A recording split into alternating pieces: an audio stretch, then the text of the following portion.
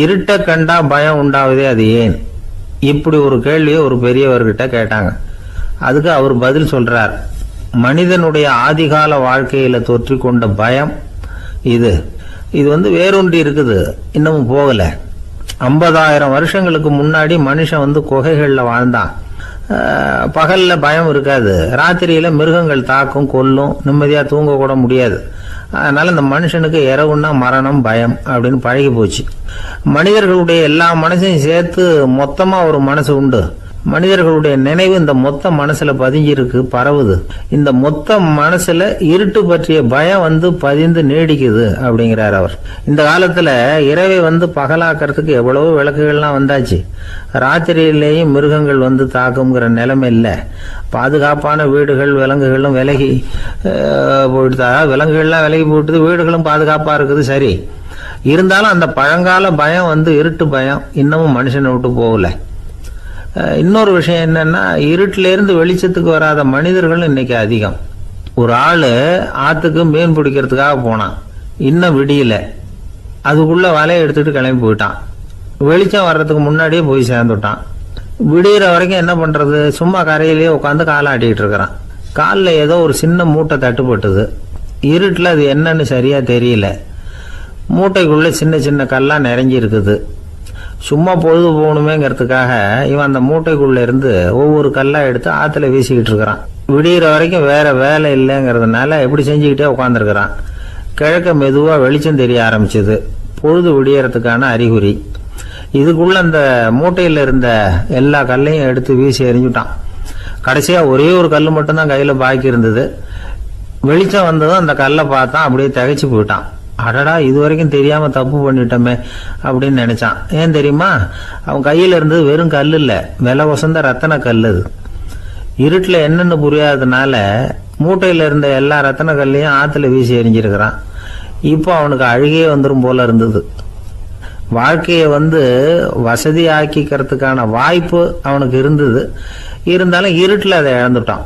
அந்த வகையில அவனுக்கு கொஞ்சம் அதிர்ஷ்டம் இருந்திருக்குது. அதாவது ஏதோ ஒரு வகையில் இருந்திருக்குது. அதனாலதான் அந்த கடைசி கல்ல எரியறதுக்குள்ள வெளிச்சம் வந்துட்டுது. பல பேருக்கு அந்த அளவு கூட அதிர்ஷ்டம் வர்றதில்லை. எல்லாத்தையும் வீசினதுக்கு அப்புறம் தான் வெளிச்சம் வரும். என்னன்னு விவரம் தெரியாமலே எழுந்திரிச்சு வந்துருவாங்க. வாழ்க்கைங்கிறது ஒரு பெரிய புதையல். அதை புரிஞ்சிக்காம மனுஷன் அதை வீசி எரிஞ்சுக்கிட்டு இருக்கான் அப்படிங்கிறது தான் பெரியவங்க கருத்து. சில பேருக்கு புரிஞ்சுக்கிற நேரம் வரும், அதுக்குள்ள வாழ்நாள்லாம் ஓடி போயிருக்கும். அதுக்கப்புறம் என்ன பண்றது? நம்மால் ஒருத்தன் கையில் ஒரு சின்ன பையோட வந்துகிட்டு இருந்தான். பை உள்ள ஏகப்பட்ட நகைகள், ரத்தன கல் எல்லாம் இருக்கு. வந்துகிட்டு இருந்தவன் திடீர்னு அந்த பையை அப்படியே ஒரு குளத்துல வீசி எறிஞ்சுட்டான். மகான்கள் தான் இப்படி பற்று இல்லாம இருப்பாங்க. என்னங்க இது, விலை மதிப்புள்ள அந்த பையை இப்படி குளத்துல வீசி எறிஞ்சுட்டீங்களே, இதுக்கு என்ன அர்த்தம் அப்படின்னு கேட்டார் அவன் கூட வந்தவர். அவன் மெதுவா இவர் காதோட காதா சொல்றான். ஒரு போலீஸ்காரர் பின்னாடி வந்துகிட்டு இருக்கிறார், அவர் போனதுக்கு அப்புறம் இதை எடுத்துக்குவேன் அப்படிங்கிறான். 2 பேர் சுவாரஸ்யமா பேசிக்கிட்டு இருக்கிறப்போ குறுக்க புகுந்து தொந்தரவு பண்றதுக்குன்னே சில பேர் இருப்பாங்க. அது ரொம்ப இடைஞ்சலா இருக்கும். இதே மாதிரி மின்காந்தம் கூட குறுக்க புகுந்து தொந்தரவு பண்ணும். கடைசியில் அது ஒரு பெரிய இடைஞ்சல கொண்டாந்து விட்டுரும். சில வீடுகளில் கேபிள் கனெக்ஷன் இல்லாமல் சில தனியார் டிவி காட்சிகள் தெரியும். அதுக்கு என்ன காரணம்னா இந்த மின்காந்த குறுக்கீடு தான் காரணம். இதைத்தான் சுருக்கமாக EMI அப்படின்னு சொல்றாங்க. அதாவது எலக்ட்ரோ மேக்னெட்டிக் இன்டர்ஃபியரன்ஸ். இது ஏற்படக்கூடிய இடங்கள் எது எதுன்னு எடுத்துக்கிட்டா அது ஒரு பெரிய பட்டியலாகவே போயிடும். இந்த EMI தொந்தரவு கேபிள் டிவியில் மட்டும்தான் இல்லை, ராக்கெட் ஏவுதளத்தில் உள்ள ரேடார்கள், அங்கே உள்ள சில சக்தி வாய்ந்த தொலைத்தொடர்பு சாதனங்கள், விமான தளங்களில் உள்ள ரேடார்கள், கப்பல் தளங்களில் பொருத்தப்பட்டிருக்கக்கூடிய சக்தி வாய்ந்த ஆண்டனாக்கள், இப்படி நிறைய சொல்லலாம். காவல் நிலையங்களில் பயன்படுத்தப்படுகிற வயர்லெஸ் தொடர்பு சாதனங்கள் கூட ஓரளவுக்கு இந்த மின்காந்த அலைகளை வெளியிடும். நம்ம வீட்டில் உட்காந்துக்கிட்டு ரேடியோ கேட்டுக்கிட்டு இருப்போம் அல்லது டிவி பார்த்துக்கிட்டு இருப்போம். அந்த சமயத்தில் பக்கத்து தெருவில் ஒரு மோட்டார் சைக்கிள் அல்லது காரு, குறிப்பாக பெட்ரோல் இன்ஜின், அது போகிறப்போ அதில் உள்ள மின்கலத்தில் அதாவது மேக்னட்டோ பேட்டரியிலிருந்து வெளிப்படுகிற மின்காந்த அலை இங்கே டிவியிலையும் ரேடியோவிலையும் கரகரப்பு உண்டு பண்ணும். சரி, இது வந்து பெருசாக என்ன இடைஞ்சலை உண்டு பண்ணிட போகுது அப்படின்னு நாம் அலட்சியமாக நினைக்கலாம். வயசானவங்களுக்கு மறதி நோயின்னு ஒன்று வரும்ல, அல்ஷமீர், அதாவது மூளையில் உள்ள செல்கள் வந்து செயலிழந்து போயிடுறது. அது செய்ய வேண்டிய வேலையை மறந்துடும். மனைவியே எதிரில் வந்து நின்னா கூட உன்னை எங்கேயோ பார்த்தது மாதிரி தெரியுதே அப்படின்னு சொல்லிட்டு இருப்பாங்க. அப்படி ஒரு மறதி.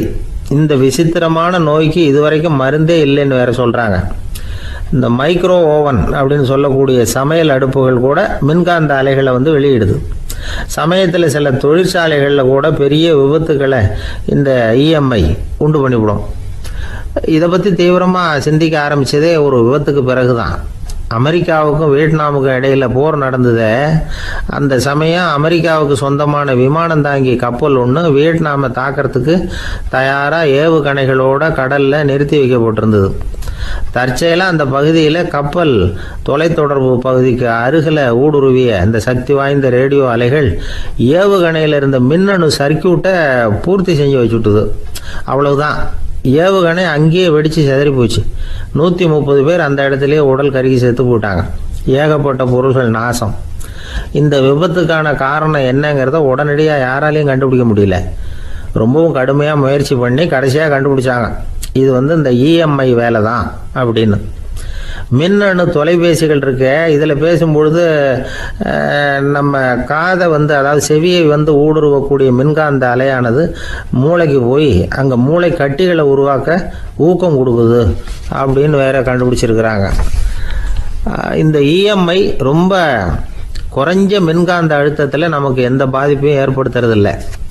மின்காந்த அலைகள் அழுத்தத்தோடு இருக்கிற இடங்களில் ரொம்ப நேரம் இருந்தோம்னா நம்ம உடம்பின் வெப்பநிலை 2 டிகிரி செல்சியஸ் வரைக்கும் அதிகரிக்குதாம்.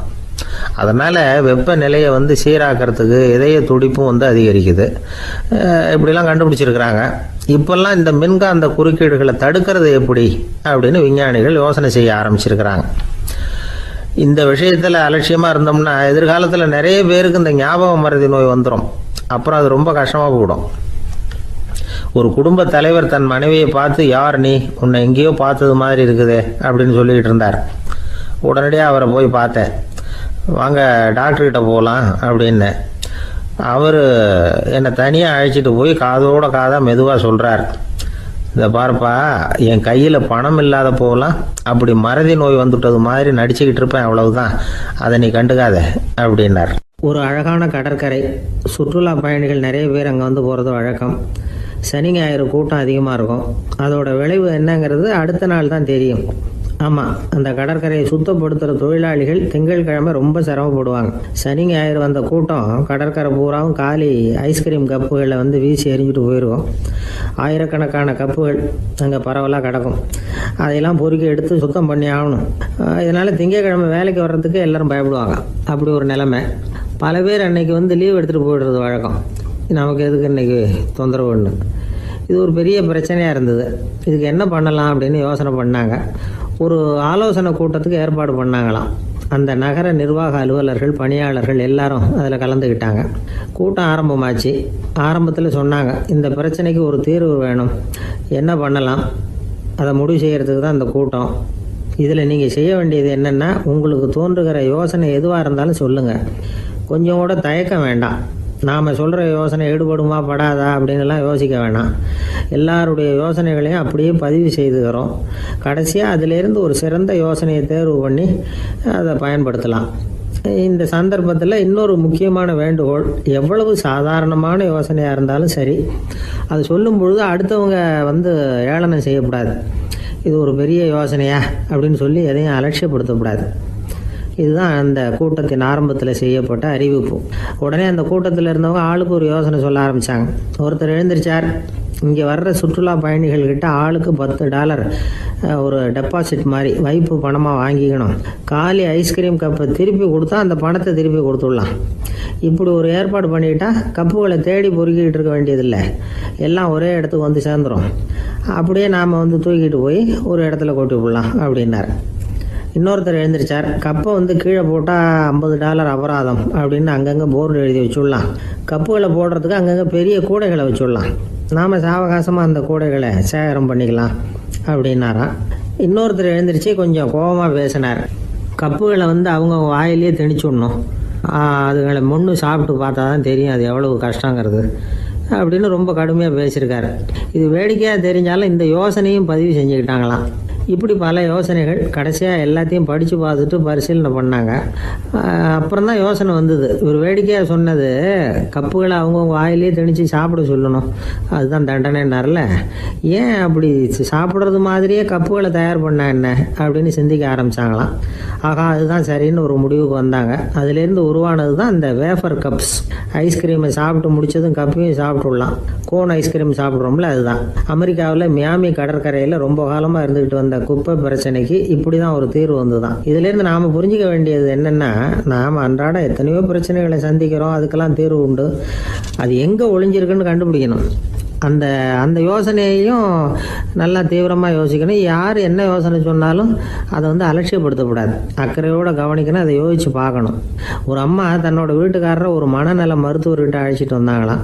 டாக்டர், இவருக்கு கோன் ஐஸ்கிரீம் பிடிக்கல, பேப்பர் கப்பில் இருக்கிற ஐஸ்கிரீம் தான் வேணும்னு அடம் பிடிக்கிறார் அப்படின்னாங்களாம்.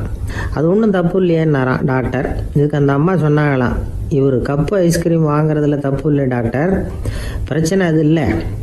அப்புறம் வேறு என்னென்னு கேட்டிருக்காரு. வாங்கினதும் ஐஸ்கிரீமை கீழே கொட்டிவிட்டு அந்த பேப்பர் கப்பை மட்டும் விரும்பி சாப்பிட்றார், அதனால தான் அவங்ககிட்ட அழைச்சிட்டு வந்தேன் அப்படின்னாங்களாம். ஒரு கணவன் மனைவி எப்போ பார்த்தாலும் அவங்க 2 பேருக்கும் இடையில சண்டை வந்துக்கிட்டே இருந்தது. இதில் என்ன ஆச்சரியங்கிறீங்களா? நான் அதுக்காக சொல்ல வரல, இது வேறு விஷயம். அதாவது சண்டை போடாமல் இருக்கிறதுக்கு வழி சொல்கிற தகவல் இது. நான் சொன்ன அந்த கணவன் மனைவி எப்படின்னா, கணவன் ஒரு வார்த்தை சொன்னால் மனைவி கிட்டேருந்து 2 வார்த்தை பதிலாக வரும். இதுக்கு கணவன்கிட்ட இருந்து 4 வார்த்தை பதிலாக வரும். இப்படி வார்த்தைகள் பெருகி போய் கடைசியில் வம்பில் வந்து முடியும். அந்த அம்மா பொறுத்து பார்த்தாங்க, அவங்களால தாக்கு பிடிக்க முடியல. பக்கத்து வீட்லேயும் ஒரு கணவன் மனைவி இருந்தாங்க, அவங்களுக்குள்ள சண்டை வர்றதில்லை. அது எப்படி அவங்களால மட்டும் சண்டை போடாமல் இருக்க முடியுது அப்படின்னு இந்த அம்மாவுக்கு ஆச்சரியம். ஒரு நாள் நேராக பக்கத்து வீட்டு அம்மாக்கிட்டே போய், ஏம்மா, நீங்கள் எப்படி கணவனும் மனைவியும் சண்டை போட்டுக்காமல் இருக்கிறீங்க, அது எப்படி முடியுது உங்களால் அப்படின்னு கேட்டாங்க. அதுக்குன்னு ஒரு மருந்து இருக்குது, அதை சாப்பிட்டா சண்டை வராது அப்படின்னாங்க அவங்க. சரிங்க, அந்த மருந்தை அவர் சாப்பிட மாட்டேன்னு சொல்லிட்டா என்ன பண்ணுறது அப்படின்னு கேட்டிருக்கிறாங்க இவங்க. அந்த மருந்து அவருக்கு இல்லைம்மா, உனக்கு தான் அப்படின்னாங்களாம் அவங்க. அப்படியா, அப்படின்னா கொடுங்க, ரொம்ப நல்லதாக போச்சு. அதை எப்படி சாப்பிட்றதுங்கிற விவரத்தையும் சொல்லுங்கள், எங்கே அது கிடைக்குங்கிறதையும் சொல்லுங்கள், வாங்கிக்கிறேன் அப்படின்னு கேட்டாங்களாம் இவங்க. வேறு எங்கேயும் போய் வாங்க வேண்டாம், என்கிட்டே இருக்க அந்த மருந்து அதில் கொஞ்சம் தர்றேன், வாங்கி வச்சுக்க. உன் வீட்டுக்காரர் உன்னோட சண்டையை ஆரம்பிக்கிற போகலாம் நீ இந்த மருந்தில் 1 ounce வாயில் ஊற்றிக்கணும். அதை உடனே குடிச்சிடக்கூடாது, ஒரு 5 நிமிஷமாவது அது வாயில் இருக்கணும், அதுக்கப்புறம் குடிச்சுடலாம் அப்படின்னு சொல்லி ஒரு பாட்டில் மருந்தை இந்த அம்மாக்கிட்ட கொடுத்து அனுப்புனாங்களாம். மருந்தை எடுத்துக்கிட்டு இந்த அம்மா வீட்டுக்கு வந்திருக்கிறாங்க. வீடு பூட்டி இருந்ததுனால கணவன் வந்து வாசல்லையே காத்துக்கிட்டு இருக்கிறான். மனைவியை கண்டதும் சண்டை போட ஆரம்பிச்சிட்டான். வீட்டை பூட்டி எங்கே போய் தொலைஞ்ச, எவ்வளோ நேரமாக ஒரு மனுஷன் வாசல்லையே காத்துட்டு கிடக்கிறது அப்படி இப்படின்னு கத்த ஆரம்பிச்சிட்டான். மனைவி இதுக்கு பதிலே சொல்லலை. அந்த அம்மா பேசாமல் வீட்டை திறந்தாங்க, சமையல் அறைக்குள்ளே போனாங்க, 1 ounce மருந்தை வாயில் ஊற்றிக்கிட்டாங்க. அன்னைக்கு சண்டை வந்து மேற்கொண்டு வளரவே இல்லை, நின்றுட்டுது. மருந்து பரவாயில்லை. அதுக்கப்புறம் பல சந்தர்ப்பங்களில் சண்டை வரும் போல் இருக்கிற போலாம் இந்த மருந்து அதை நிறுத்தியிருக்கு. பிரமாதமான மருந்தாக இருக்குது இதை கொஞ்சம் அதிகமாகவே வாங்கி வீட்டில் வச்சுக்க வேண்டியது தான் அப்படின்னு முடிவு பண்ணிட்டு இந்த அம்மா மறுபடியும் பக்கத்து வீட்டு அம்மாக்கிட்ட போனாங்க. எவ்வளவு விலையானாலும் சரி, நான் காசு கொடுத்து வாங்கி வச்சுக்கிறேன், எந்த கடையில் இருக்குது இந்த மருந்து சொல்லுங்க அப்படின்னு கேட்டாங்க. இந்த மருந்துக்கு விலையே கிடையாதுங்க, இலவசமாகவே கிடைக்கும்னாங்களாம் அவங்க. அது எப்படி விலையில்லாமல் இதை விற்க முடியுது அப்படின்னு கேட்டாங்களாம் இவங்க. அது மருந்தாக இருந்தால் தானே விலை வைக்கிறதுக்கு, அது வெறும் தண்ணி தானே அப்படின்னாங்களாம். வெறும் தண்ணியாக சண்டையை நிறுத்துது அப்படின்ட்டு இருக்காங்க இவங்க. அது சண்டையை நிறுத்தலை, உன்னோட மௌனம் தான் சண்டையை நிறுத்துது. நீ வாயில் தண்ணியை வச்சுக்கிறதுனால எதிர்த்து பேசுறதில்ல, அதனால் உன்னுடைய கணவர் கோபம் வந்து சாந்தமாயிடுது அப்படின்னாங்களாம் அவங்க. இந்த கதையிலேருந்து சண்டையை நிறுத்துகிற மருந்து எதுன்னு தெரிஞ்சுக்கிட்டோம் இல்லையா. ஒருத்தர் என்ன பண்ணார், பாட்டிலில் வந்து தண்ணியை ஊற்றி வச்சுக்கிட்டு அவர்கிட்ட வர்றவங்களுக்கெல்லாம் இதை சிபாரிசு பண்ணலாம்னு நினச்சிக்கிட்டு உட்காந்துருந்தார். ஒரு அம்மா வந்தாங்க. இதை கேட்டுவிட்டு இதையே ஒரு மருந்து மாதிரி கொடுக்கலாம்ங்கிறது அவர் முடிவு. அதனால் பாட்டிலில் தண்ணி அடித்து வச்சுக்கிட்டு அதில் கலருக்காக என்னத்தையோ ஒரு ஜீரகம் அது மாதிரி எதையாவது கலந்து வச்சுக்கிட்டு ஒரு மருந்து மாதிரி ஒரு பாவனையில் வச்சுக்கிட்டு உட்காந்துருக்காரு. யாராவது வீட்டில் சண்டைன்னா என்கிட்ட வாங்க மருந்து தரேன்னு. ஒரு அம்மா வந்தாங்க, எனக்கும் என் வீட்டுக்காரருக்கும் அடிக்கடி சண்டை வருதுங்க அப்படின்ட்டு இருக்காங்க. கவலைப்படாதம்மா, நான் ஒரு மருந்து தரேன்னு சொல்லி வீட்டுக்குள்ளே போய் ஒரு பாட்டில் எடுத்து வந்து கொடுத்தாரு. பாட்டிலில் இருக்கிறது என்னங்கிறத சொல்லிவிட்டு அது பேரில் மரியாதை வராது இல்லையா, அதனால் சொல்லலை. அந்த அம்மா வாங்கிட்டு போனாங்க. 4 நாள் கழித்து திரும்பி வந்தாங்க. என்னம்மா வீட்டில் சண்டை நின்று போச்சான்னு கேட்டிருக்காரு இவர்.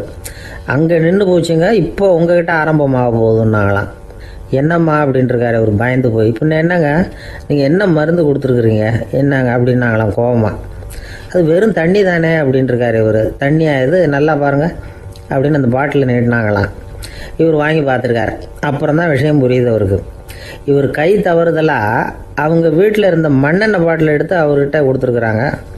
அப்புறம் என்ன ஆகும், சண்டை வராமல். நமக்கு முன்னாடி நமக்கு வேண்டிய ஒருத்தர் ஒரு கிளாஸில் நமக்கு பழச்சாறு கொண்டாந்து வைக்கிறாருன்னு வச்சுக்கோங்க. உடனே நாம் என்ன பண்ணுவோம், எடுத்து கிடுகிடுன்னு சாப்பிட்ருவோம் அடுத்தவங்க யாரும் வர்றதுக்குள்ள.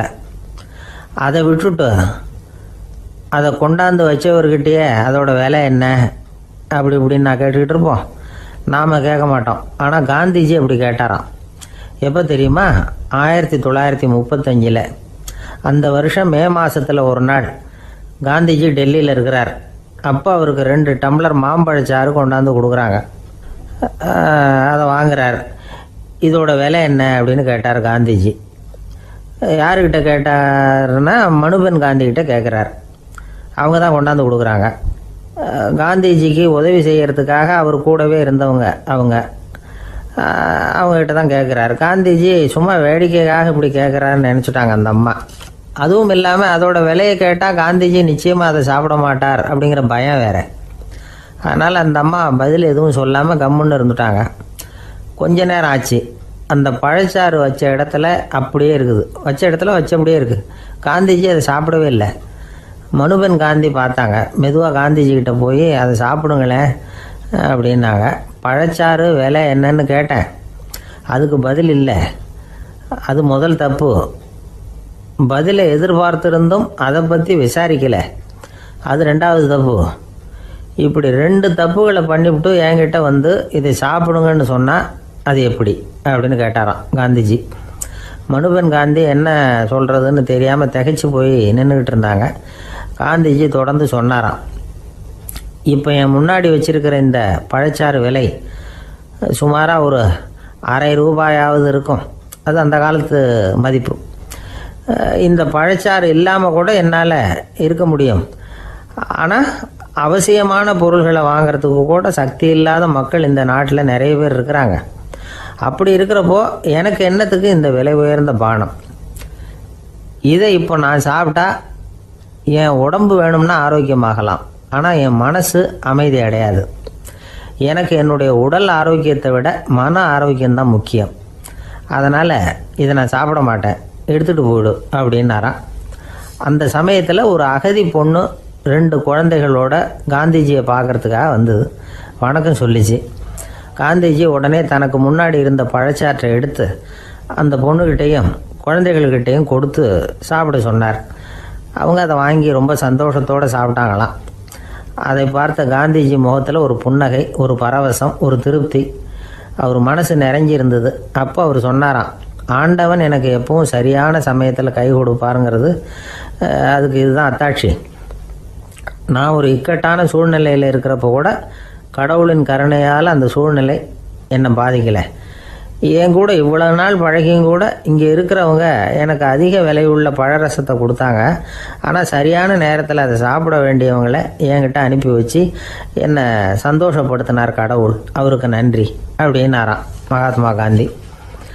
உடல் ஆரோக்கியத்தை விட மன ஆரோக்கியம்தான் எனக்கு முக்கியம்னு சொன்னார் பாருங்கள். அதை நாம் எல்லாரும் மனப்பூர்வமாக இன்றைக்கி சிந்திச்சு பார்க்கணும். இந்த காலத்தில் எல்லாரும் அப்படியா நினைக்கிறாங்க?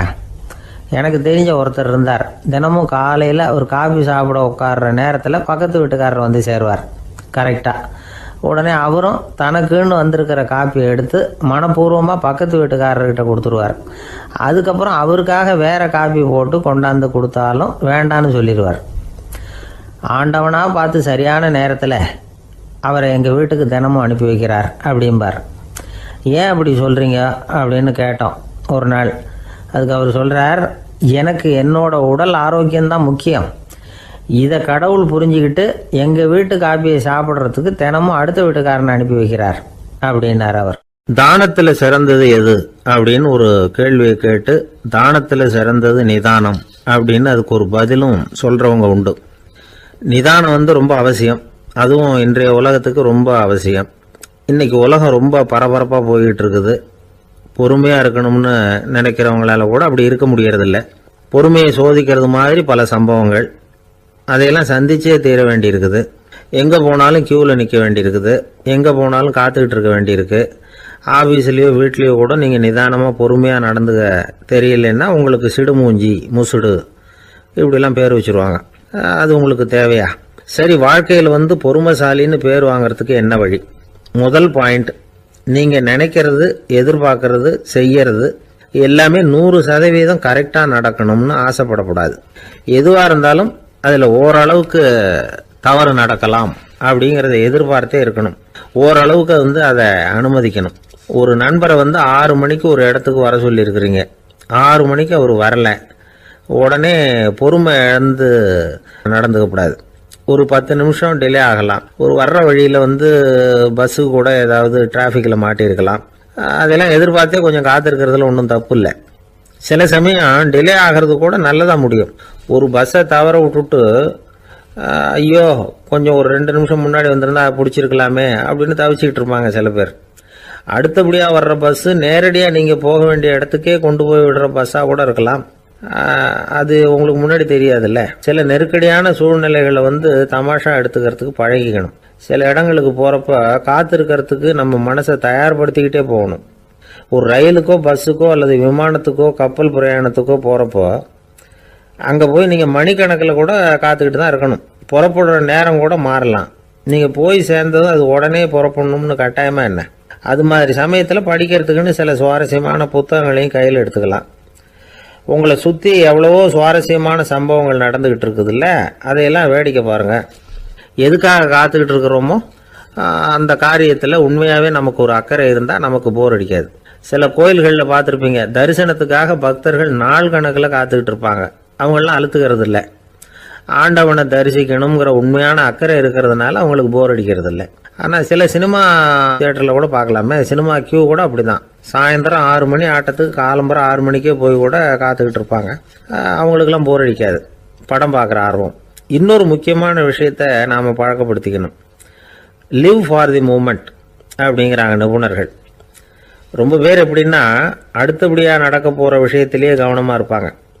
அந்த நினைப்புலேயே இந்த நிமிஷத்தை பொறுமை இல்லாமல் கழிப்பாங்க. ஒருத்தர் இருக்கார், அவர் எப்படின்னா ஆஃபீஸ் முடியறதுக்குள்ளேயே சார் 5 மணிக்கெல்லாம் ரெடியாக இருங்க, நாம் அந்த ஹோட்டலில் போய் டிஃபன் சாப்பிட்ணும் அப்படின்னு 4 மணிலேருந்து சொல்லிகிட்டு இருப்பார். 4:55 பரபரப்பாக ஓடி வருவார். 2 பேரும் புறப்படுவோம், ஹோட்டலுக்கு போவோம், சாப்பிட்டுக்கிட்டு இருப்போம். அப்படி சாப்பிட்டுட்டு இருக்கிறப்ப சார் சாப்பிட்டு முடித்ததும் நேராக ஒரு ஜவுளி கடைக்கு போகிறோம் அப்படிம்பார். பரபரக்க சாப்பிட்டு முடிப்பார், புறப்படுவார். ஜவுளி கடையில் அவசரமாக சீக்கிரம் பில் போடுங்க சார், சினிமாவுக்கு நேரம் ஆகிடும்பார். சினிமா தியேட்டரில் உட்காந்து அடுத்தபடியாக எங்கே டின்னர் சாப்பிட்றதுன்னு யோசனை பண்ணிகிட்டு இருப்பார். ராத்திரி படுக்கையில் விழுந்ததுக்கு அப்புறமும் நாளைக்கு காலையில் எழுந்திரிச்சதும் அதை பண்ணணும் இதை பண்ணணும்னு திட்டம் போட்டுக்கிட்டே இருப்பார். அதாவது எப்பவும் அடுத்த நிமிஷம், அடுத்த நாள், அடுத்த வாரம், அடுத்த வருஷம், இதுதான் அவங்க சிந்தனை. இந்த நிமிஷம் என்ஜாய்மெண்ட்டை அவங்க இழந்துடுறாங்களாம். அதனால தான் வாழ்நாள் பூரா பொறுமையின்மை, அவஸ்தை, அல்லல். அதனால் நாம் எல்லாரும் வாழ்க்கையில் நிதானமாக இருக்கிறதுக்கு கற்றுக்கணுமா. அதுக்காக இந்த நிதானத்துக்கு வேறு விதமான அர்த்தம் பண்ணிக்கக்கூடாது. ஒருத்தர் அப்படித்தான் ஒரு தடவை அவருடைய குதிரை காணாமல் போயிட்டு தான். அதுக்காக அவர் கவலைப்படலை, நிம்மதியாக இருந்தார், சந்தோஷமாக இருந்தார். என்ன சார் இது, உங்கள் குதிரை திருட்டு போயிட்டுதுங்கிறீங்க, நீங்கள் கவலைப்படாமல் இருக்கிறீங்களே அப்படின்னு கேட்டாங்களாம். அதுக்கு அவர் சொல்லியிருக்கார், நல்ல வேலை சார், கட்டியிருந்த குதிரை காணாமல் போயிருக்குது. நான் அது மேலே உட்காந்துருக்கிற சமயம் அது காணாமல் போயிருந்ததுன்னா, திருட்டு போயிருந்ததுன்னா நானும் சேர்ந்துல காணாமல் போயிருப்பேன் அப்படின்னாராம். எவ்வளவு நிதானமான ஆள் பாருங்க. ஒரு நாள் காலை நேரம் ஒரு குரு படுக்கையை விட்டு எழுந்திருக்கிறார். உடனே சீடர்களை பார்த்து எல்லாரும் இப்படி வாங்கங்கிறார். எல்லாரும் வர்றாங்க வேகமாக. என்னங்க வேணும் உங்களுக்கு அப்படிங்கிற மாதிரி எல்லாரும் குருவை பார்த்தாங்க பயபக்தியோட.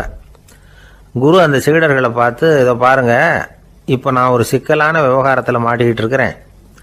அதை நீங்கள் தீர்த்து வச்சா நல்லதுன்னார். சீடர்களுக்கு ஒன்றும் புரியல. என்ன இது இவர் இப்படி சொல்கிறாரு, நமக்குள்ள எல்லா விவகாரங்களையும் தீர்த்து வைக்கிறவர் நம்ம குருநாதர், அவருடைய விவகாரத்தை நாம் தீர்த்து வைக்கிறதா, ஆச்சரியமாக இருக்குதே, குருநாதருக்கே சிக்கலா அப்படின்னு யோசனை பண்ண ஆரம்பித்தாங்க. இருந்தாலும் ரொம்ப பணிவாக கேட்டாங்க, சுவாமி உங்களுக்கே சிக்கலா, இந்த உலகத்து சிக்கல்களுக்கும் சிரமங்களுக்கும் அப்பாற்பட்டவர் அல்லவா தாங்கள், அப்படிப்பட்ட உங்களுக்கு சிக்கல்னா அது எப்படி அப்படின்னாங்க. எனக்கு ஏற்பட்டிருக்கிற சிக்கல் அவ்வளவு பெருசு, ரொம்ப பெரிய விவகாரம் அது அப்படின்னார் குரு. கொஞ்சம் விவரமாக சொல்லுங்க அப்படின்னாங்க இவங்க. இப்போ அந்த குரு விவரத்தை சொன்னார். அதாவது நேற்று ராத்திரி நான் ஒரு கனவு கண்டேன். அந்த கனவில் நான் ஒரு பட்டாம்பூச்சியாக மாறிட்டேன்.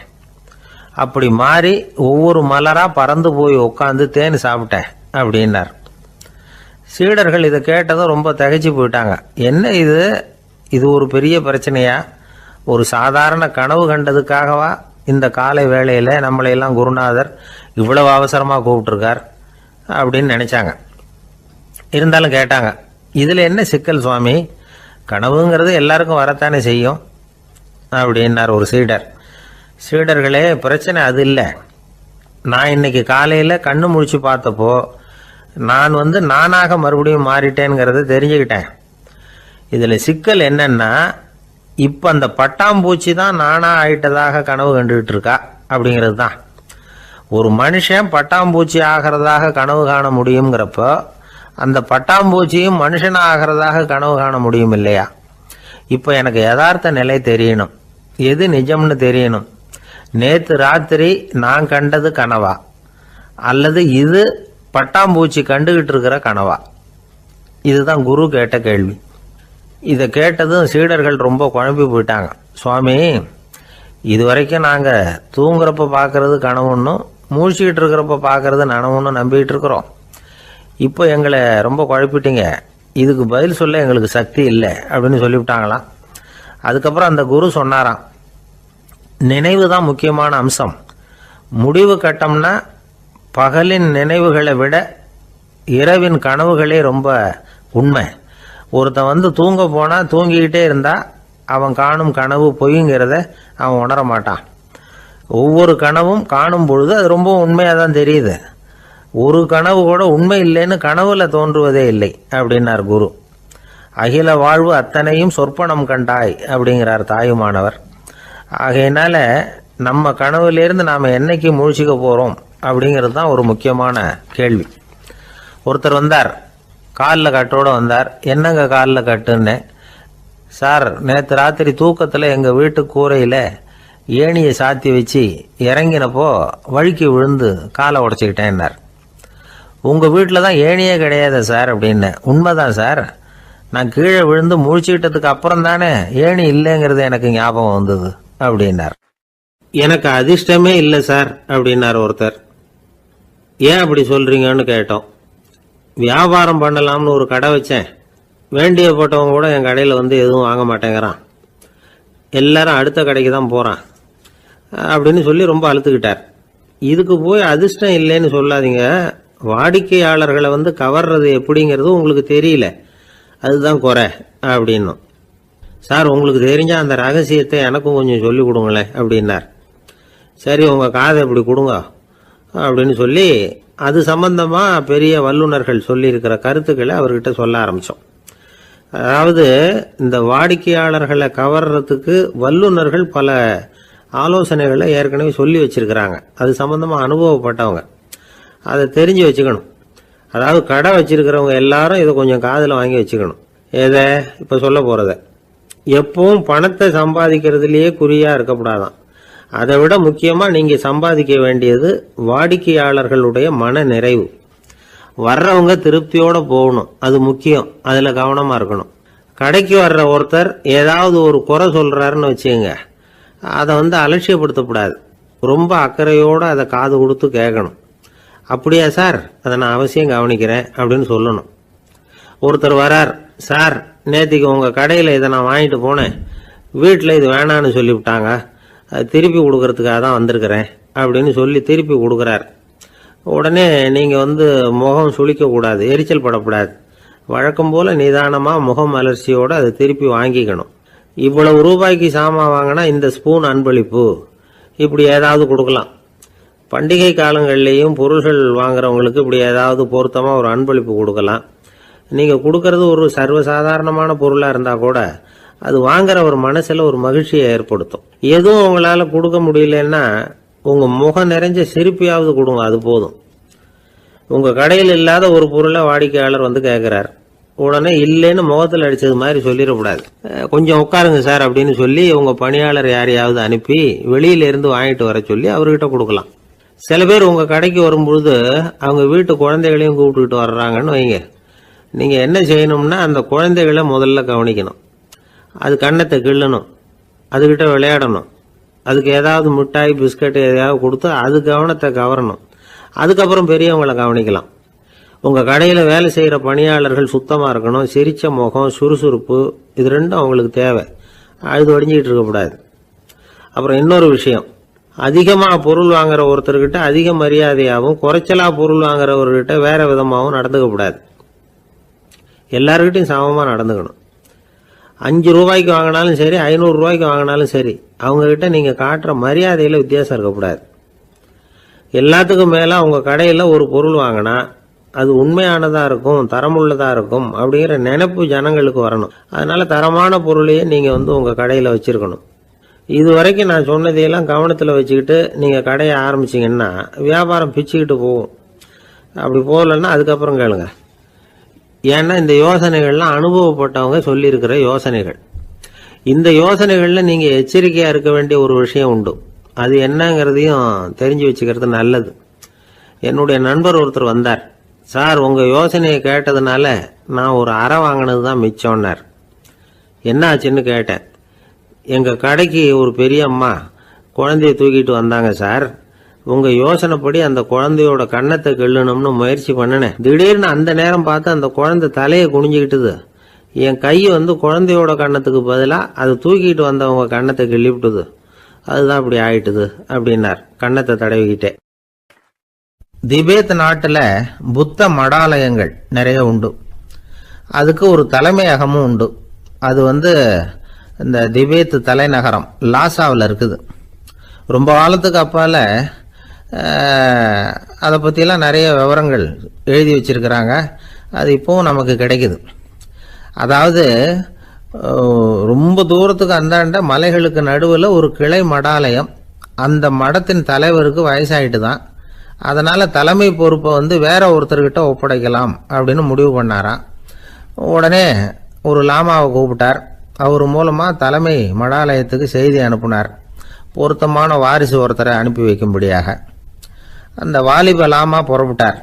காடு மேடெல்லாம் நடந்து போகிறார். ரொம்ப நாள் கழித்து தலைமை பீடத்தை அடைஞ்சார்.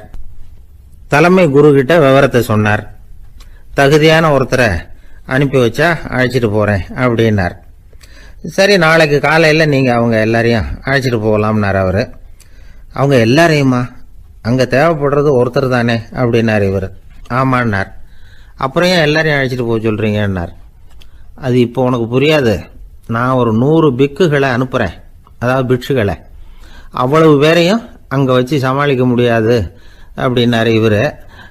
இருந்தாலும் இப்போ அந்த தலைமை குரு என்ன சொன்னார்னா, அதை பற்றி கவலைப்படாத, நான் 100 பேரை அனுப்புகிறேன். அதில் 99 பேர் வழியிலேயே காணாமல் போடுவாங்க, ஒருத்தன் மட்டும்தான் வருவான். அவனும் அங்கே சேர்ந்துட்டானா நீ ரொம்ப கொடுத்து வச்சவன் அப்படின்னார். இவருக்கு ஒன்றும் புரியல. இருந்தாலும் மறுநாள் அந்த வாலிப லாமா 100 பேரை அழைச்சிக்கிட்டு புறப்பட்டார். போகிற வழியிலேயே பல பேர் அங்கங்கே பிச்சுக்கிட்டு போட்டாங்க. அவர் சொன்னது மாதிரியே. வழியில் அவங்க ஊர்கள் இருந்தது தான் காரணம்.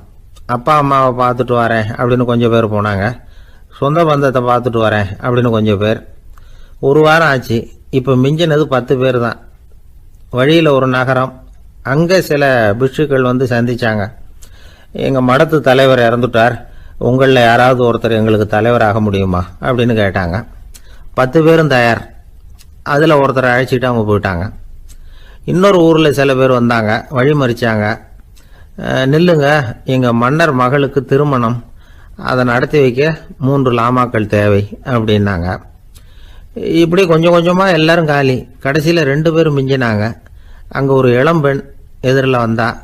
எங்கள் அப்பா வேட்டைக்கு போயிருக்கிறாரு, இன்னும் திரும்பி வரல. வீட்டில் வேற யாரும் இல்லை, தனியாக இருக்க பயமாக இருக்கு, யாராவது ஒருத்தர் எனக்கு துணையாக இருக்கணும் அப்படின்னு கேட்டுக்கிட்டா. எங்கள் 2 பேரில் நீயே ஒருத்தரை தேர்ந்தெடுத்துக்கோ, இல்லைன்னா எங்களுக்குள்ள சண்டை வந்துடும் அப்படின்னாங்க. இப்போ மிஞ்சினவர் ஒருத்தர், அவருக்கும் ஒரு சோதனை வந்தது. ஒரு தர்க்கவாதி எதிரில் வந்தான், உன்னோட வாதம் பண்ணணும்னா. இவனோட வாதம் பண்ணுறேன், அது முடிய ரொம்ப காலம் ஆகலாம், தர்க்கத்தில் நான் ஜெயிச்சா அங்கே வரேன், இல்லைன்னா இவருடைய சீடனை ஆயிடுவேன் அப்படின்னார் அவர். கடைசியாக அழைக்க வந்த வாலிபலாமா மட்டும் வெறும் கையோடு திரும்பி போனார். அங்கே இருந்த வயசான மடாதிபதி கேட்டார், எத்தனை பேர் அங்கேருந்து புறப்பட்டீங்கன்னார். என்னையும் சேர்த்து 101ன்னார் அவர். நல்லது, நீயாவது திரும்பி வந்திய, அதுதான் எனக்கு போதும், ஏன்னா நீ தான் எனக்கு உண்மையான வாரிசு, அந்த 100 பேரில் யாரும் வரமாட்டாங்க அப்படின்னார் அவர். ஏன்னா அவருக்கு தெரியும் இவர் ஒருத்தர் தான் திரும்பி வருவாருங்கிறது. திபேத்தில் ஒரு பழங்கால பழமொழி உண்டாம், 100 பேர் செல்லலாம், எப்பொழுதாவது ஒருவன் அபூர்வமாக அடைய வேண்டிய இடத்தை அடைவான். இதுதான் அந்த பழமொழி. ஒரு உன்னதமான இலக்கை அடையணும்னா அது அவ்வளவு சுலபமான காரியம் இல்லை. இந்த காலத்து மடாலயம் ஒன்று, அதில் ஒரு தலைவர், அவருக்கு வயசாயிட்டுது, தனக்கு ஒரு வாரிசை நியமிக்கணும் அப்படின்னு ஆசைப்பட்டார். ரொம்ப கஷ்டப்பட்டு ஒருத்தரை பிடிச்சார், தனக்கு வாரிசா நியமிச்சுட்டு அவர் சமாதி ஆயிட்டார். புதுசாக பொறுப்பேற்றுக்கிட்டவர் அப்படியே உட்காந்துருந்தார். அவரை தேடிட்டு பத்திரிகை நிருபர்கள்லாம் வந்தாங்க, கேட்டாங்க. அவர் உங்கள் பொறுப்பில் அவர் பெரியவர் விட்டுட்டு போன இது எவ்வளவு சுமாராக தேரும், எவ்வளவு விட்டுட்டு போனார் அப்படின்னு கேட்டிருக்கிறாங்க.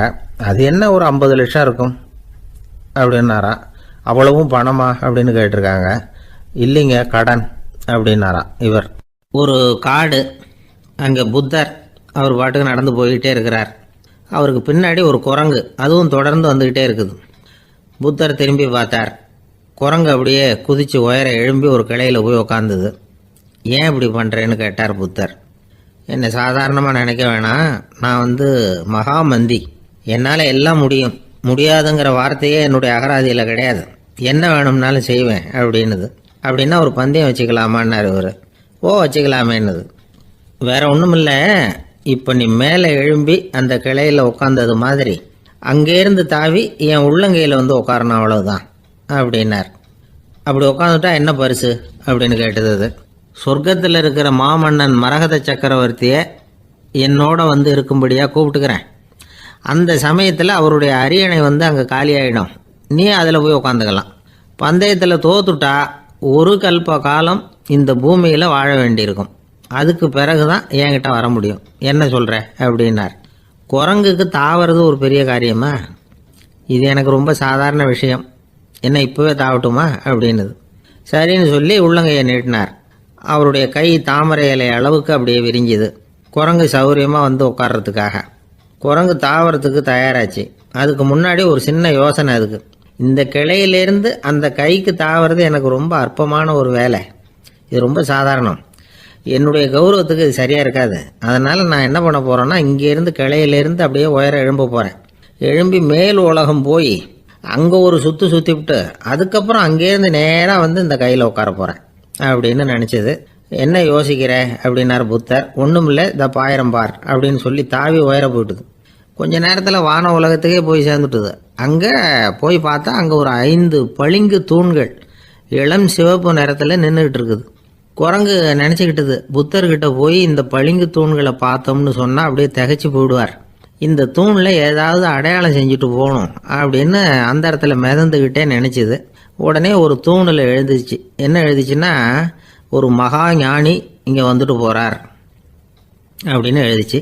எழுதிவிட்டு அப்படியே கீழே தாவி புத்தரோட உள்ளங்கையில் உட்காந்துது. எப்படி பார்த்தீங்களா என்னுடைய வேலை?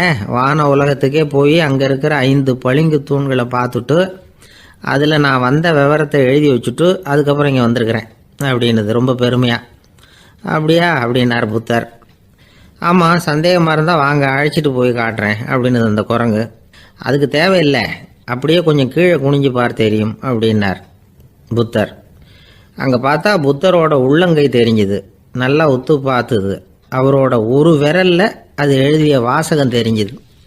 குரங்கு யோசனை பண்ணிச்சு, அப்படின்னா வானத்தில் நான் பார்த்தது புத்தரோட விரல்களா அப்படின்னு யோசிச்சுது. இதை புரிஞ்சுக்கிட்ட உடனே அந்த குரங்கோட கர்வம் அழிஞ்சு போச்சான். நம்ம மனசு தான் இந்த குரங்கு. மனம்ங்கிறதும் ஆணவம்ங்கிறதும் ஒரு நாணயத்தின் ரெண்டு பக்கங்கள். மனம் உள்ளவரை ஆணவமும் இருக்கும். மனம் அழிஞ்சாதான் ஆணவம் அழியும்.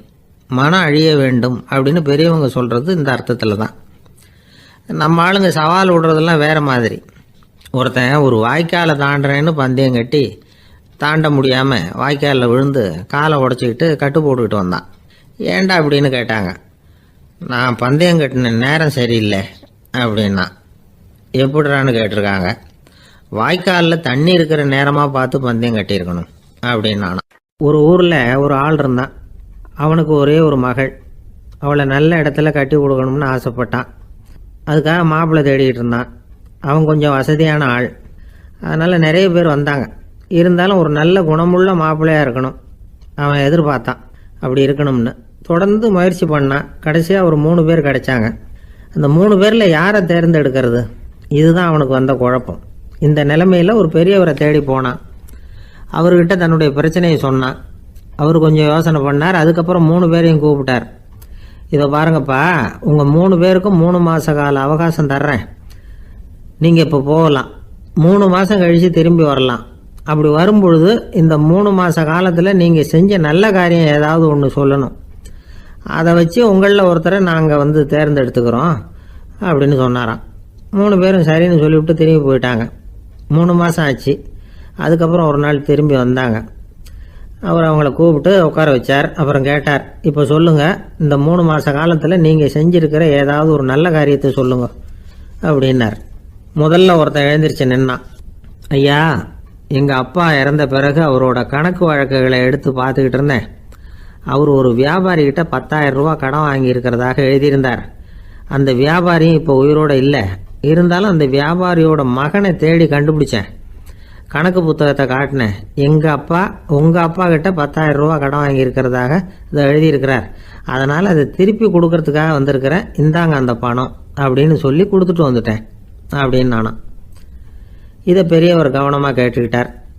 அதுக்கப்புறம் 2வது இளைஞன் எழுந்திரிச்சான். ஐயா, நான் போன மாதம் ஒரு நாள் ராத்திரி வேளையில் ஒரு காட்டுப்பாதை வழியாக எங்கள் ஊருக்கு போய்கிட்டு இருந்தேன். அந்த சமயத்தில் அந்த வழியாக வந்துக்கிட்டு இருந்த ஒரு வழிப்போக்கர்கிட்ட 4-5 திருடர்கள் வம்பு வளர்த்து அவர்கிட்ட இருந்த பொருளை எல்லாம் கொள்ளையடிச்சிக்கிட்டு இருந்தாங்க. நான் உடனே ஒரு குச்சியை எடுத்துகிட்டு ஓடினேன். அந்த திருடர்களை அடித்து விரட்டினேன். பொருளை எல்லாம் மீட்டு அந்த வழிப்போக்கர்கிட்ட ஒப்படைச்சேன். அவரை பத்திரமா அழைச்சிட்டு போய் அவர் வீட்டில் விட்டுட்டு வந்தேன் அப்படின்னு நானும். இதையும் பெரியவர் கவனமாக கேட்டுக்கிட்டார். அடுத்தபடியாக 3வது இளைஞன் எழுந்திரிச்சான். ஐயா, போன மாதம் ஒரு நாள் நான் ஒரு மலைப்பாதை வழியாக போய்கிட்டு இருந்தேன். மலைப்பாதை விளிம்பில் ஒரு மதகு கட்டை, அது மேலே ஒரு ஆள் படுத்து தூங்கிட்டு இருந்தான். அந்த பக்கம் தவறி உருண்டு விழுந்திருந்தான்னா அதில் பாதாளம். அது மலையடி வாரத்தில் போய் தான் விழணும். அவ்வளவு பள்ளம். அது தெரியாமல் அவன் பாட்டுக்கு தூங்கிட்டு இருந்தான். நான் உடனே அவன்கிட்ட ஓடி போய் குனிஞ்சு அவன் முகத்தை பார்த்தேன். அப்போ தான் புரிஞ்சுது, அவன் ஏற்கனவே எனக்கு தெரியும். அவனை எனக்கு நிறைய கெடுதல் பண்ணியிருக்கிறான், இடைஞ்சல் கொடுத்தவன். இருந்தாலும் ஐயோ பாவம்னு நினச்சி அவனை எழுப்பி பாதுகாப்பாக வேற ஒரு இடத்துல படுக்க வச்சுட்டு வந்தேன் அப்படின்னு நானும். பெரியவர் இதையும் கேட்டுக்கிட்டார். அதுக்கப்புறம் அவங்க 3 பேரையும் பார்த்து, நீங்கள் போகலாம், நாங்கள் யோசித்து முடிவு பண்ணி உங்களுக்கு சொல்லி அனுப்புகிறோம் அப்படின்னாராம். அந்த இளைஞர்கள் புறப்பட்டு போயிட்டாங்க. அதுக்கப்புறம் அந்த பெண்ணோட அப்பாவை பார்த்து சொன்னார், இந்த 3 பேருமே நல்ல பிள்ளைங்க தான், அதில் ஒன்றும் சந்தேகம் இல்லை. இருந்தாலும் இந்த 3 பேர் செஞ்ச செயல்களையும் ஒப்பிட்டு பார்க்க வேண்டியிருக்கு. முதல் இளைஞன் நேர்மைக்கு எடுத்துக்காட்டாக விளங்குறான். இந்த காலத்தில் இது மாதிரி இளைஞர்களை பார்க்கறது ரொம்ப கஷ்டம்தான். இருந்தாலும் அவன் கடமையை தான் செஞ்சான். 2வது இளைஞன் நல்ல வீரன், தைரியசாலி. ஒரு வீரன் எதை செய்யணுமோ அதைத்தான் இவன் செஞ்சான். இவன் ஒரு லட்சிய மனிதன். 3வது இளைஞன் தன்னுடைய பகைவனுக்கே உதவி செஞ்சிருக்கான். அவன் உயிரை காப்பாற்றியிருக்கிறான். பகைவனுக்கு அருள்வதுங்கிறது ஒரு சாதாரண மனுஷனால் செய்யக்கூடிய காரியம் இல்லை. பகையை மறக்கிறதும் பகைவனுக்கு அருள்வதும் தெய்வீக பண்புகள். அதனால் இவனையே உன்னுடைய மகளுக்கு ஏற்ற மாப்பிள்ளையா தேர்ந்தெடுக்கலாம் அப்படின்னு சொன்னாங்களாம். ஒரு நல்ல நாளில் அவங்களுக்கு திருமணம் நல்ல விதமாக நடந்து முடிஞ்சுதான். இது சுவாமி சின்மயானந்தர் சொல்லியிருக்கிற ஒரு கதை. இதிலேருந்து நாம் புரிந்து கொள்ள வேண்டிய ஒரு கருத்து, நமக்கு கெடுதல் பண்ணவங்களுக்கும் நாம் நல்லது செய்யணும். ஆனால் நடைமுறையில் அப்படி நம்மளால் செய்ய முடியறதில்ல. அதுதான் சிக்கல்.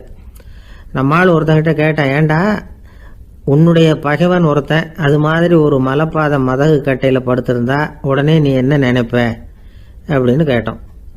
இது ஒரு அருமையான சந்தர்ப்பம்னு நினைப்பேன் அப்படின்னா. எதுக்குன்னு கேட்டோம்.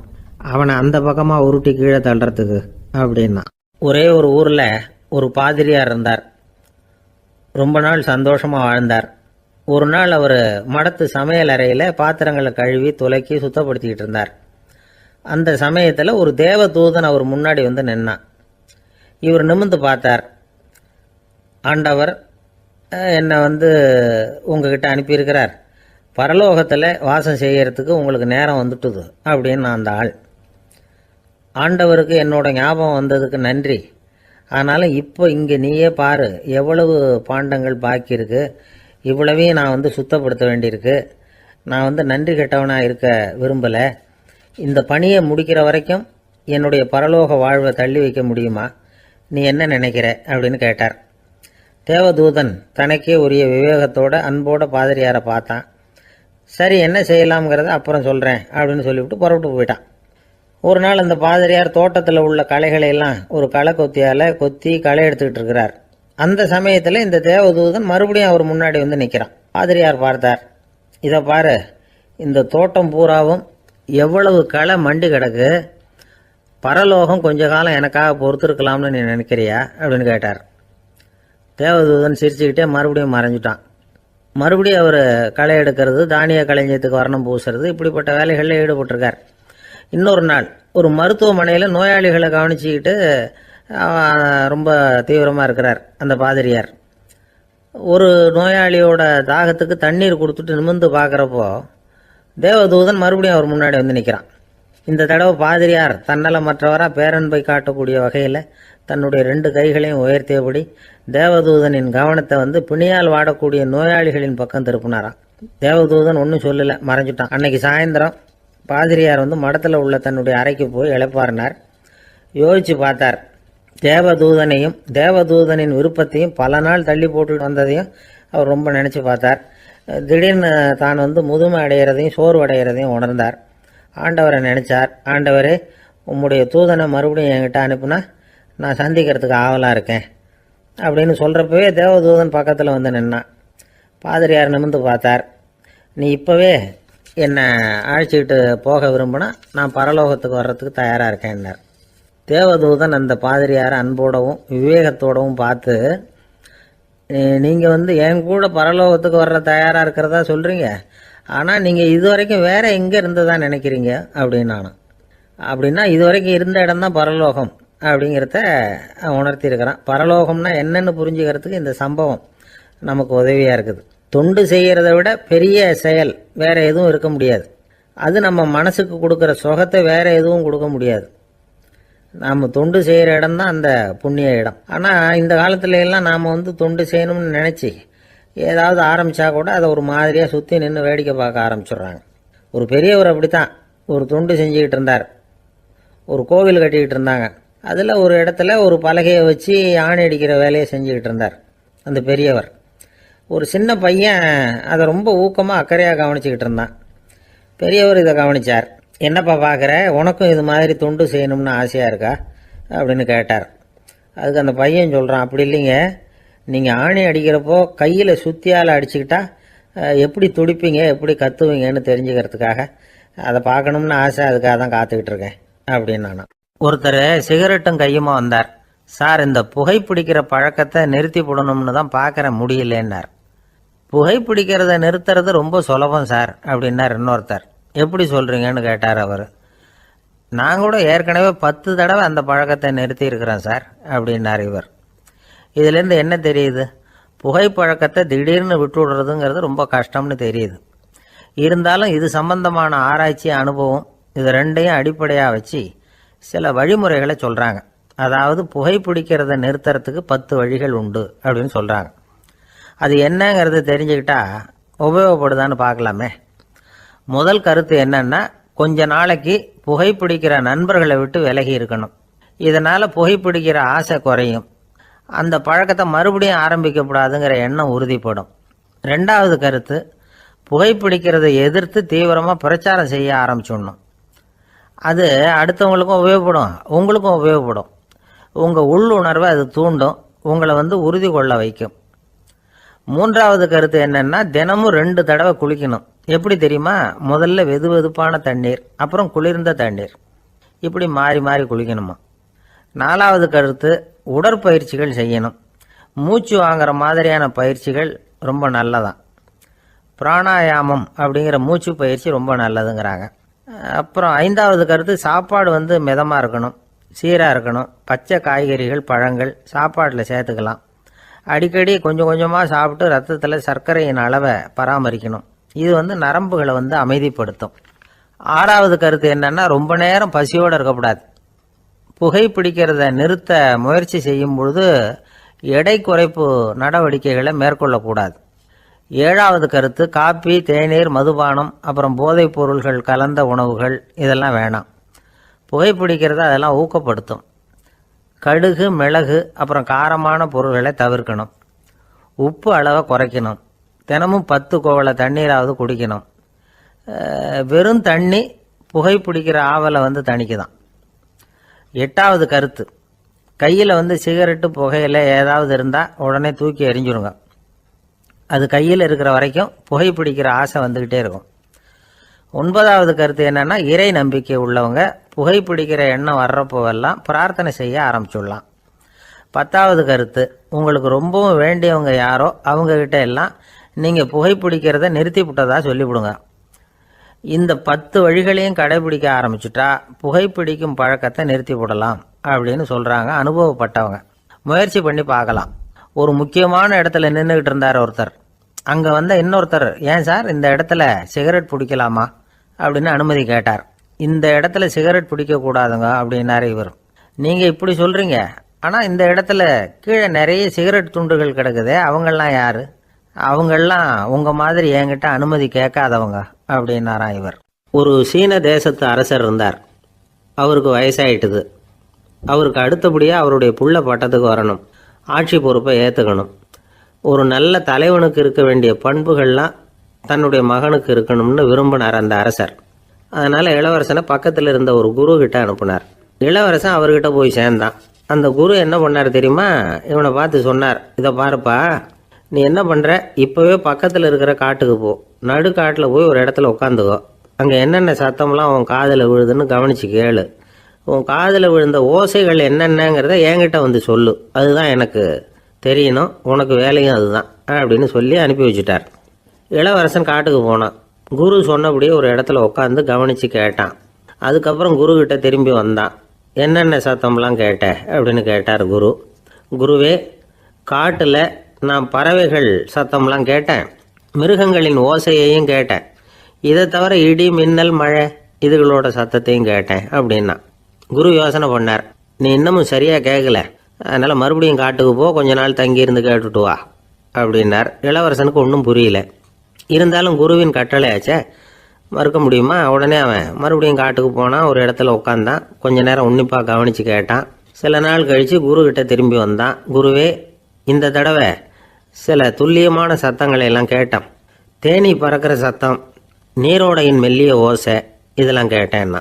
குரு சிரித்தார். நீ மறுபடியும் காட்டுக்கு போ, இன்னும் சில நாள் அங்கே இரு, முழுமையாக கவனமாக கேட்டுக்கிட்டு வா அப்படின்னு சொல்லி அனுப்பி வச்சுட்டார். இளவரசனுக்கு குழப்பம் அதிகமாயிட்டுது. ஒன்றுமே புரியல. மறுபடியும் காட்டுக்கு போனான். மௌனமாக ஒரு இடத்துல உட்காந்துட்டான். அப்படியே தியானத்தில் ஆழ்ந்துட்டான். சில நாளில் அவனுக்கு இதுவரை கேட்காத ஓசைகள்லாம் கேட்க ஆரம்பிச்சிட்டுது.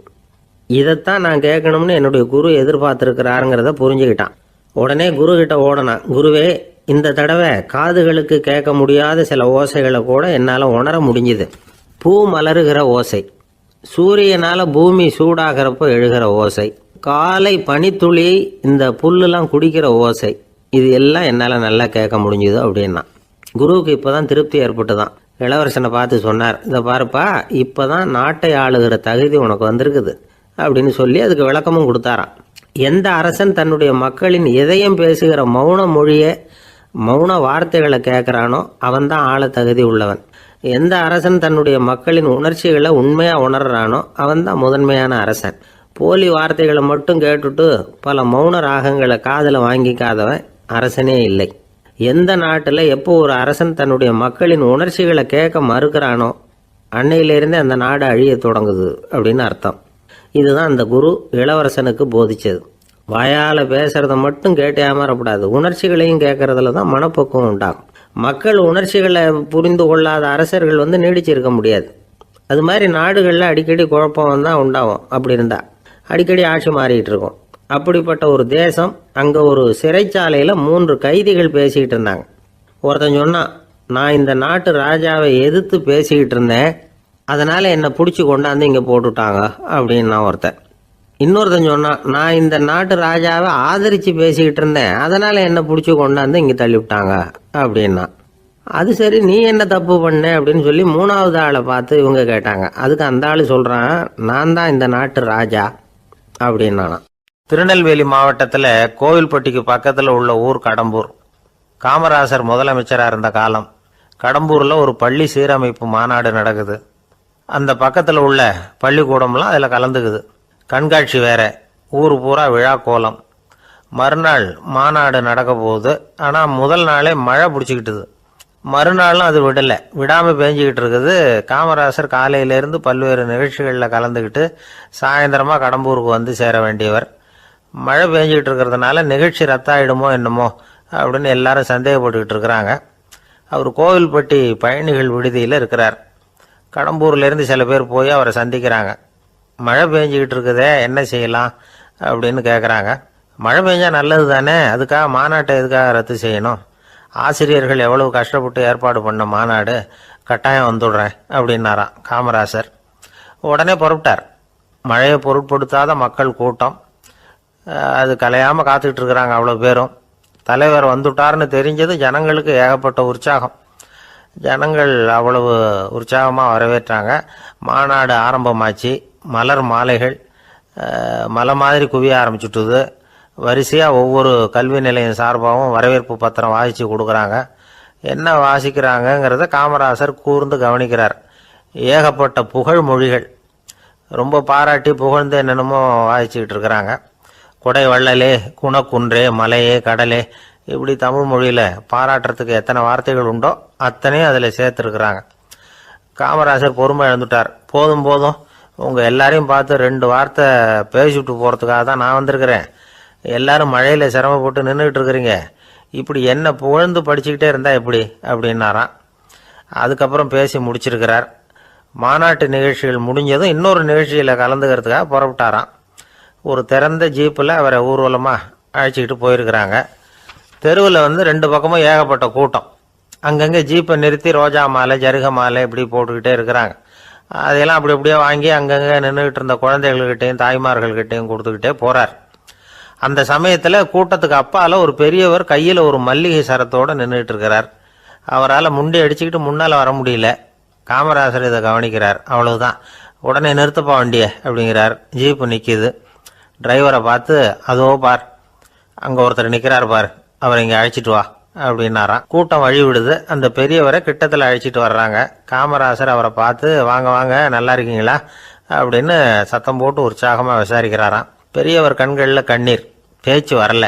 மல்லிகை சரத்தை அவருக்கு போடுறார். கொஞ்ச நேரம் அவர்கிட்ட பொறுமையாக பேசிக்கிட்டு இருந்துட்டு அவரை அனுப்பி வைக்கிறார் காமராசர்.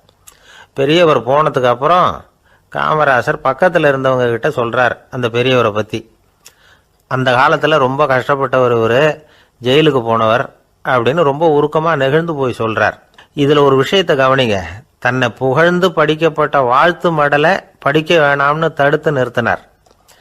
எங்கேயோ ஒரு மூலையில் கையில் ஒரு 4 முழம் மல்லிகை சரத்தோடு ஒதுங்கி நின்றுக்கிட்டு இருந்த அந்த தொண்டரை